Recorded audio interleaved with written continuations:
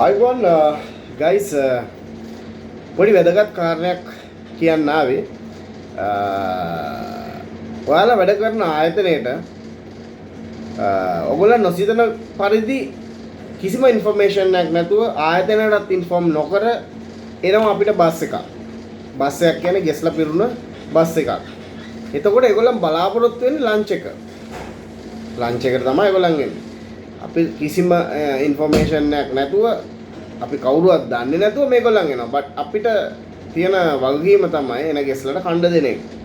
ඒක කණ්ඩ දෙනවා කියලා හැබැයි මේකට තියෙනවා යම්කිසි නීති රීති රෙගුලාසි කීපයක් තියෙනවා. ඒවටත් යටත් පහත්ව ඒවා කමියුනිකේට් කරගෙන හරියට කරගෙන යන්න ඕන වැඩ පිළිවෙලක් තියෙනවා. බට් මේක ඇවිල්ලා නොසිතූ වෙලාවක නොසිතන පරිදි සිදුවීමක්. මේ වෙලාව ඔයගොල්ලෝ කොහොමද ෆේස් කරන්නේ?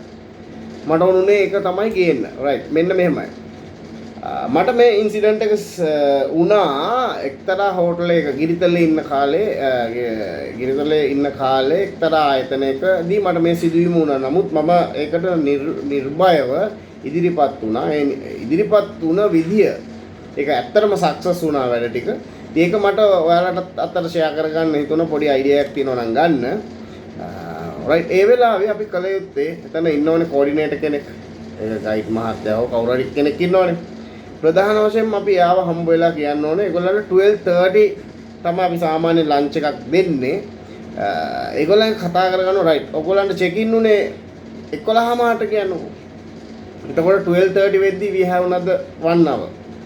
එතකොට අපිට මේ පැය ඇතුළත ඒක කරන්න බැහැනේ. එතකොට අපි ප්‍රධානම දේ කරන්න ඕනේ ඉස්සල්ලාම වෙන මොකුත් නෙවෙයි ගිහිල්ලා මොකද ආගන්තුකයෝ අපේ ගාවට ආපුවාම ඒගොල්ලන් කෑම බලාපොරොත්තු වෙනවනම් අපිට ඒකට සල්ලි ගෙවනවනම් අපි කරන්න ඕන ප්‍රධානම දේ ඒගොල්ලන්ගේ අවශ්‍යතාවය සපුරාලා යන එක.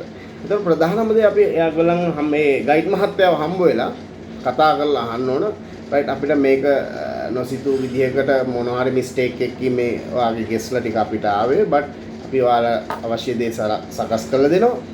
අපිට අඩුම වශයෙන් ෆුඩ් එක සකස් කරන්න ටයිම් එකක් ඕනේ. ටයිම් එක පැය 2:00මාර හෝ 3 ඒගොල්ලන් එක කතා කරගෙන ඒගොල්ලන්ට හංග්‍රි නම් ගොඩක් මොනවා හරි පොඩි දෙයක් අපිට බ්‍රෙඩ්ස් හරි මොනවා හරි ටිකක් ප්ලාස්ටික් කරලා අපේ කෑම ටික සකස් වෙනකන් ඒගොල්ලන්ව හෝල් කරගන්න පුළුවන් අපිට.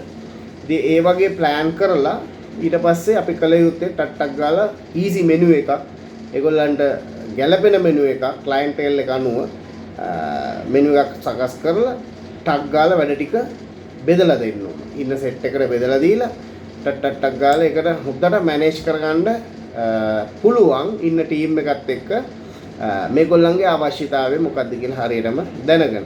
මේ වගේ ඉන්සිඩන්ට් වෙන්න පුළුවන් සාමාන්‍යයෙන්.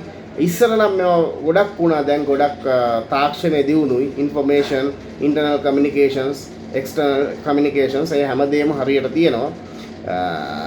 නමුත් විය හැකි සිදුවීම් අතරට එන්න පුළුවන්. ඉතින් ඔයගොල්ලන්ට මොනවා හරි අයිඩියා එකක් ගත්තා නම් ජයව මේ වගේ දේවල් ආපුවාම මැනේජ් කරගන්න ක්‍රමයක් මොනවා හරි අයිඩියා එකක් ගත්තා නම් සුබ දවසක්.